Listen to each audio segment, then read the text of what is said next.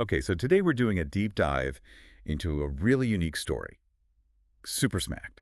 We're talking about a brand that started, well, underground in NYC hmm and somehow built this whole cannabis empire. Yeah, it's fascinating. We've been looking at excerpts from Super Smacked, from Streetwear to Cannabis Empire by Nuggnotes, and our plan is really to trace how they did it, what were the key moments, the philosophy behind it all. Absolutely. And what jumps out from the source is this, like transformation from almost a meme, a niche thing, into a real movement. Right. It really shows you how a brand can just adapt super fast in a market that's always changing, which isn't easy. No, definitely not. So let's go back. It all kicks off in 2012.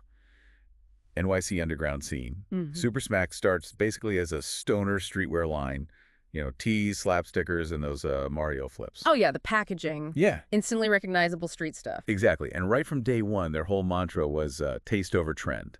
And that principle, taste over trend, that was everything. It guided them. So by 2018, you see that initial art, the sort of X-eyed toad. Yeah, I remember seeing that around. It evolves into their iconic jars, bags, tins. Jay, one of the founders, was apparently just flooding the Sesh tables, the informal pop-ups. Right, the local meetups. Yeah, with stuff like Peach OG, Yoshi Gas wraps. The source calls them cartooned out and trap approved. Which basically means that edgy street art vibe that really clicked with the culture. Totally. They just got their audience, feels very intuitive. But okay, they didn't just stop with the brand itself.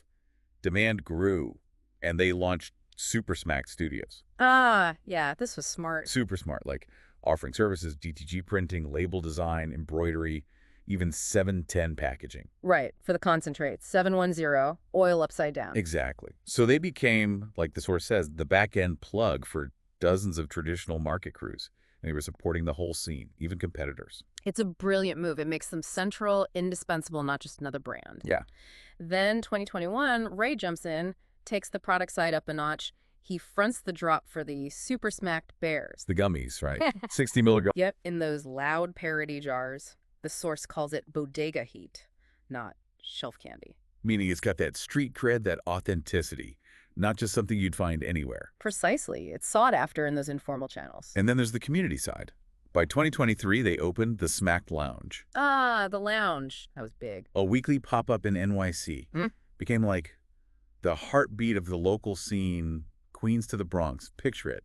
20-plus brands, DJs, rosin pressing happening live. Glass artists showing their work. Yeah, it was more than just a shop. It sounds like a real cultural hub they created. It absolutely was. It built loyalty, genuine community, not just about selling. And it was the perfect place for collabs, too, like that Super Smacked 420 Ache House of Waffles drop. Right, I read about that. More than just cross-promotion, it sounds like. Definitely strategic, embedding themselves deeper, building alliances. The drop had smacked party Mario bags, retro flips, and real pressure. Real pressure, meaning high-quality, potent stuff.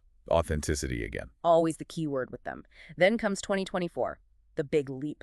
Into the legal market. Yeah, launching Smacked Bros Genetics with a real Cali license. Yeah. Now you're seeing THCA pens, proper C-cell hardware, QR codes on the jars for tracking. The whole deal. It's like the source says, next era legal lanes, same pressure. And that's the tricky part, right? Making that jump without losing who you are. Yeah. But they seem to have managed it. So who's behind it?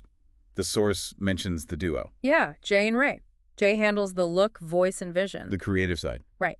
And Ray moves the product, lounge, and plays. The operations, the strategy, Together, it says they built more than a brand. They built a universe, a whole ecosystem. And it all comes back to their code, the Smacked code. which is Smacked ain't just a high, it's the code. OG built, never cloned, always louder. wow, quite a statement.